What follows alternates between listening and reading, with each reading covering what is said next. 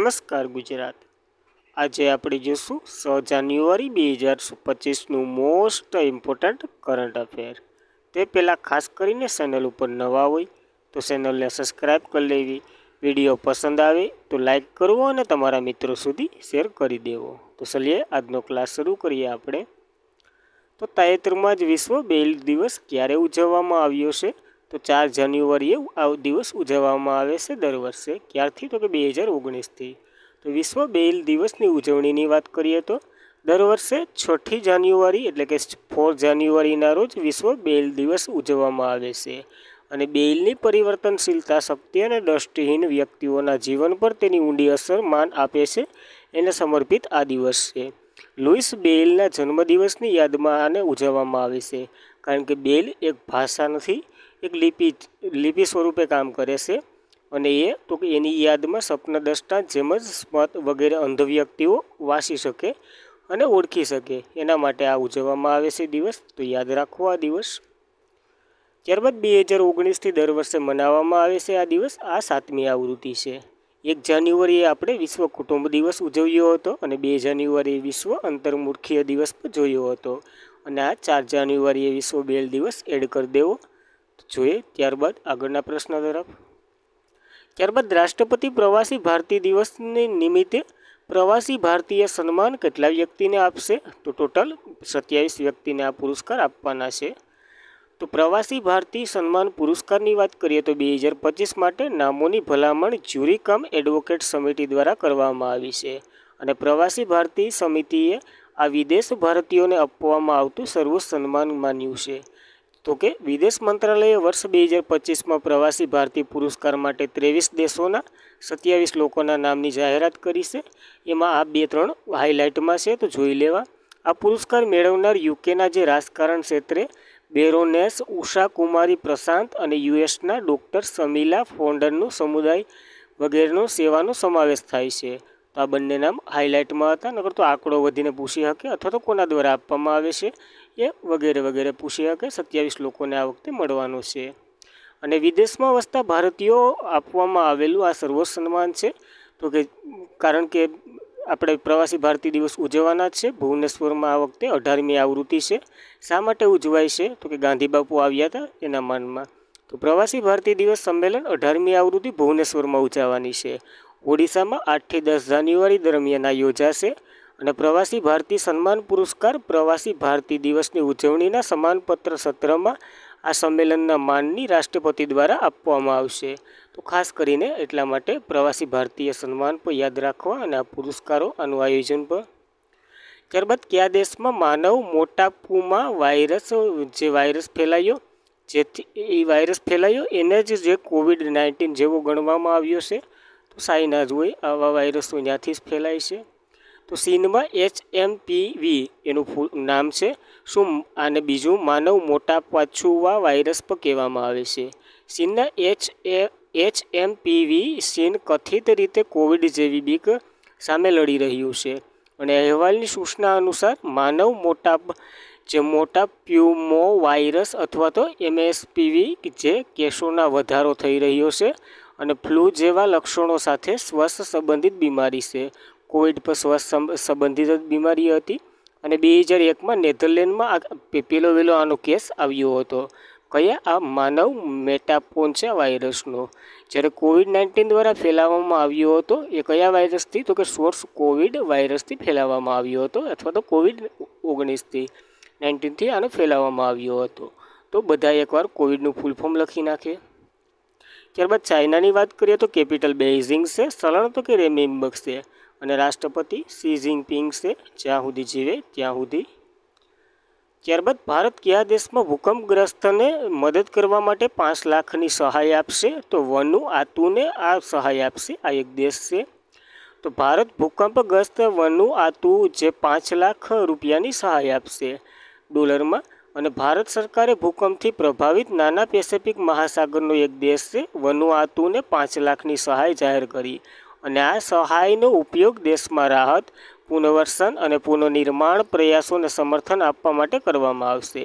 જ્યારે આ દક્ષિણ પેસિફિક મહાસાગરના ટાપુને રાષ્ટ્ર વનુઆતુને 17 ડિસેમ્બરથી ફરીથી 22 ડિસેમ્બર 2024ના રોજ સતત ધરતીકંપના આંચકા આવી રહ્યા છે ત્યાં, અને ત્યાંની અર્થવ્યવસ્થા કંઈક બગડી ગઈ છે. વનુઆતુની વાત કરીએ તો વાનુઆતુ જે દક્ષિણ પશ્ચિમ પેસિફિક મહાસાગરના એક ટાપુનું રાષ્ટ્ર છે, જે 13 મુખ્ય ટાપુઓ છે અને ઘણા નાના નાના ટાપુઓનો સમાવેશ થાય છે. આમાં કેપિટલ પોર્ટ વિલા છે, વડાપ્રધાન શાર્લોટ સલવાઈ છે, અને સલણ તો કે વાન્ટુ છે. તો ખાસ કરીને આ વનુઆતુ વિશે એટલી માહિતી યાદ રાખવી. ત્યારબાદ કયું રાજ્ય અથવા યુનિયન ટેરેટરી ભારતના રેલવેની 69મું રેલવે વિભાગ બનાવશે? તો જમ્મુ આ બનાવી રહ્યું છે 69મું રેલવે ઝોન. તો જમ્મુ એ ભારતીય રેલવેનું 69મું રેલવે વિભાગ બનાવી રહ્યું છે. કેન્દ્રીય રેલવે મંત્રાલયે ઉત્તર રેલવે ઝોન હેઠળ જમ્મુ ખાતે તેનો 69મો રેલવે વિભાગ સ્થાપિત કર્યો. અને આકાશવાણીએ આ જણાવ્યું. આ અહેવાલ મુજબ 1 જાન્યુઆરી 2025ના રોજ આ મંત્રાલય દ્વારા પણ જારી કરવામાં આવ્યું હતું. જ્યારે યુનાઇટેડ સ્ટેટ ઓફ અમેરિકા, ચીન અને રશિયા પછી ભારત વિશ્વની સૌથી મોટી રેલવે નેટવર્ક ધરાવતો દેશ બન્યો છે. તો ચોથા નંબર ઉપર છે, પહેલા નંબર ઉપર યુનાઇટેડ સ્ટેટ્સ છે. ત્યારબાદ તો કે જે જમ્મુ વિભાગ વિશે વાત કરીએ, જ્યાં ઝોન સ્થાપવાનો છે 69મો, એના વિશે. તો જમ્મુ ડિવિઝન ઉત્તર રેલવે ઝોન હેઠળ આવે છે, અને તે હાલ ફિરોઝપુર ડિવિઝનને ફરીથી ગોઠવી અને બનાવવામાં આવી રહ્યો છે આ ડિવિઝન. અને દેશભરમાં રેલવે ઝોન અને વિભાગો છે. હાલમાં દેશમાં 17 રેલવે ઝોન છે અને 68 વિભાગો હતા. એ હવે 69મો જે બનવાનો છે જમ્મુમાં, એ નવો છે. અને આ 17માંથી ઉત્તર રેલવે ઝોન ભારતનો સૌથી મોટો રેલવે ઝોન છે. અને છેલ્લો railway zone Kolkata metro railway zone બન્યો હતો 2010માં 17મો. અને સૌથી જૂનો રેલવે ઝોન જે સંઘર્ષ રેલવે ઝોન છે, જે બન્યો હતો 1951ના રોજ. તો 1951થી હાલ 2010 સુધી પૂગી ગયા. અને આમ તો 2025 ગણાય, કારણ કે જમ્મુએ એક ડિવિઝન સ્થાપી દીધું. ત્યારબાદ થોડીક વાત કરીએ રેલવે વિશે.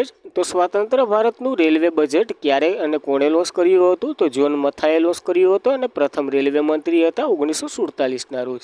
કઈ સમિતિની ભલામણથી રેલવે બજેટને સામાન્ય બજેટથી અલગ કર્યું હતું? તો એકવર્થ કમિટીએ 1924માં. અને વિલીનીકરણ એટલે કે પાછું ભેળવી દીધું હતું જે વિવેક દેવ રોય સમિતિ છે એના ભલામણથી 2016માં ભેળવી દીધું હતું. પહેલું બજેટ 2017-18માં બહાર પાડવામાં આવ્યું હતું, એમાં આનો ઉલ્લેખ કરેલો છે.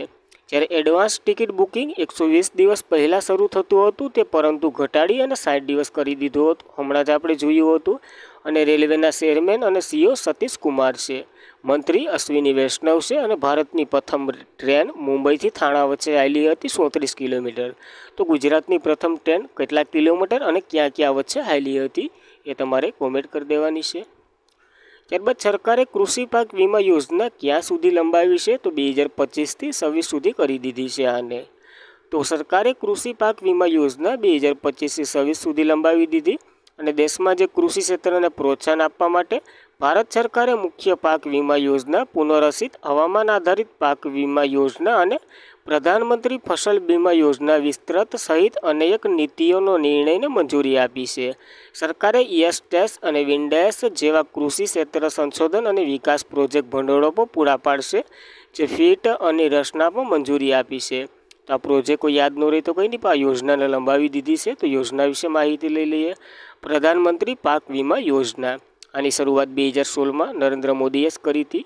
આનો ઉદ્દેશ્ય હતો કે ખેડૂતોને કુદરતી આફતો, જીવાત અને અન્ય જોખમોથી થતા પાકના નુકસાનને બચાવવો. અને આ યોજના હેઠળ ખેડૂતો તેમના પાકના નુકસાન સામે વીમાની સુરક્ષા પ્રદાન કરવામાં આવે. એક જાતનું વીમા ટાઈપનું જ છે. અને આમાં ખેડૂતો ખરીફ પાક પર 2%, રવિ પાક પર 1.5% અને વ્યાપારી અને બાગાયતી પાકો પર 5% ચૂકવવામાં આવે છે. એટલી રકમ ભરવાની, પછી પાછી વીમા સ્વરૂપે પાછી મળે, એ ટાઈપનું જ છે આ બધી. ત્યારબાદ પીએમ મોદીએ કયા ગ્રામીણીય ભારત મહોત્સવ 2025નું ઉદ્ઘાટન કર્યું છે? તો નવી દિલ્હીના પરિષદમાં કર્યું છે. તો પીએમ મોદીએ નવી દિલ્હીમાં ગ્રામીણીય ભારતીય મહોત્સવ 2025નું ઉદ્ઘાટન કર્યું. અને વડાપ્રધાન નરેન્દ્ર મોદીએ 4 જાન્યુઆરી 2025ના રોજ નવી દિલ્હીમાં આયોજિત ગ્રામીણીય ભારત મહોત્સવનું ઉદ્ઘાટન કર્યું છે. 4 જાન્યુઆરીથી 9 જાન્યુઆરી 2025 દરમિયાન હાલશે આ મહોત્સવ. આનું આયોજન તો કે ગ્રામીણીય અને ભારતીય મહોત્સવનું આયોજન નાણાકીય સેવા વિભાગ, કેન્દ્રીય નાણાં મંત્રાલય અને national bank for agriculture and rural development એટલે કે નાબાર્ડ દ્વારા કરવામાં આવે છે. આ 3 સંસ્થા મળીને આનું આયોજન કરે છે. આની થીમ તો કે વિકસિત ભારત 2024 માટે સ્થિતિસ્થાપક ગ્રામીણ ભારતનું નિર્માણ કરશે. અને સૂત્ર તો કે ગામ વધે તો દેશ વધે, એવું કંઈક સૂત્ર છે. આનો ઉદ્દેશ્ય તો કે ખેડૂતોની કામગીરી માટે આત્મનિર્ભરતા, ગામડીય મહિલાની સશક્તિકરણ, ગામડીય યુવા માટે કૌશલ્યનો વિકાસ, હાસિલમાં ધકેલાઈ ગયેલા ગ્રામીણ સમુદાયને નાણાકીયનો સમાવેશ વગેરે પોઈન્ટો આના ઉપર ધ્યાન કેન્દ્રિત કરવામાં આવે છે. તો યાદ રાખવું આવું કંઈક. ત્યારબાદ નાબાર્ડની વાત કરીએ. નાબાર્ડ સરસામાં રહ્યું છે તો national bank for agriculture and rural development એનું ફૂલ ફોર્મ થાય છે. આરબીઆઈની વાત કરીએ તો આરબીઆઈ આને 1979માં 1979માં રચના કરવામાં આવી હતી. બી શિવરામન સમિતિની ભલામણથી આની રચના કરવામાં આવી હતી નાબાર્ડની. આની સ્થાપના national bank for agriculture and rural development act 1981માં થઈ હતી. અને આનું પૂરેપૂરું માલિક ભારત ધરાવે છે, એટલે કે ભારત સરકાર. મુખ્ય મથક મુંબઈ ખાતે છે અને પ્રમુખ તો કે સાજી કેવી છે. તો ખાસ કરીને નાબાર્ડ વિશે એટલી માહિતી યાદ રાખવાની હોય. ત્યારબાદ પ્રથમ ખોખો વર્લ્ડ કપ 2025નો માસ્કોટનું અનાવરણ કર્યું. તો શું છે? તો તારા અને તેજસ બંને હરણના સ્વરૂપોનું અનાવરણ કરવામાં આવ્યું છે. તો એ અને બી બંને થશે. તો જે KKFI એટલે કે ખોખો ફેડરેશન ઓફ ઇન્ડિયા દ્વારા નવી દિલ્હીમાં ઇમ્પિરિયલ હોટલ ખાતે 3 જાન્યુઆરીના રોજ આયોજિત જે કાર્યક્રમમાં ખોખો વર્લ્ડ કપ 2025 એના જે માસ્કોટ અને ટ્રોફીનું વગેરેનું અનાવરણ કરવામાં આવ્યું હોય. તમે થંબનેલમાં જોઈને જ આવ્યા છે. જે પહેલી ખોખો વર્લ્ડ કપ 2025 યજમાન ભારત કરી રહ્યું છે. નવી દિલ્હીમાં ઇન્દિરા ગાંધી સ્ટેડિયમ ખાતે યોજાશે. જે 13થી 19 જાન્યુઆરી 2025થી આનું આયોજન થશે. બ્રાન્ડ એમ્બેસેડર સલમાન ખાનને બનાવવામાં આવ્યા છે. સત્તાવાર માસ્કોટ તેજસ અને તારા બંનેને રાખ્યા છે. માસ્કોટ તેજસ અને તારા જે હરણના સ્વરૂપો છે. અને તેજસની વાત કરીએ તો જે શક્તિ અને ઉર્જાનું પ્રતીક છે, અને તારા જે માર્ગદર્શક અને આકાંક્ષાનું પ્રતીક છે. અને વાદળી અને નારંગી રંગની 2 સ્પોટ પોશાકો દર્શાવતું આ પ્રતીક જે પરંપરાગત ભારતીય સંસ્કૃતિનું ચિત્ર બતાવે છે. તો યાદ રાખવું. અને આમાં 2 ટ્રોફીઓ આપવામાં આવ્યું છે. મેન્સ ચેમ્પિયન માટે બ્લુ ટ્રોફી અને મહિલા ઇવેન્ટ માટે ગ્રીન ટ્રોફી. જ્યારે વાદળી ટ્રોફી વિશ્વાસ અને નિયત અને સાત્વિકનું પ્રતીક છે. અને લીલી ટ્રોફી એ વૃદ્ધિ અને જીવન શક્તિનું પ્રતીક છે. આ બંને ટ્રોફી પર કંઈક કહીને જાય છે. તો યાદ રાખવી આ ટ્રોફીઓ પણ. ત્યારબાદ કયો દેશ 1 જાન્યુઆરી 2025થી નવો પ્રવાસી ટેક્સ લાગુ કરી રહ્યો છે? તો લગભગ કરી દીધો. રશિયાએ આ ટેક્સ કરી દીધો છે. તો રશિયા 1 જાન્યુઆરી 2025થી નવો પ્રવાસી ટેક્સ શરૂ કરી રહ્યું છે. અને રશિયાએ પ્રાદેશિક પ્રવાસી ઇન્ફ્રાસ્ટ્રક્ચરને વધારવા માટે જાન્યુઆરી 1, 2025થી કરને 1%થી 3% સુધી અને 2027થી વધારીને નવો પ્રવાસી કર દાખલ કરશે. જો આગળ 1% છે તો 2027 પછી 3% આમાં કરી દેવાનો છે. તો રશિયાએ એ જ અસરકારક જે કોલસા ઉત્પાદક પર નિકાસનો જે કર છે એને દૂર કર્યો અને આ 2% કર વધારી દીધા. તો યાદ રાખવો કયો કર દૂર કર્યો અને કયો એડ કર્યો એ પણ.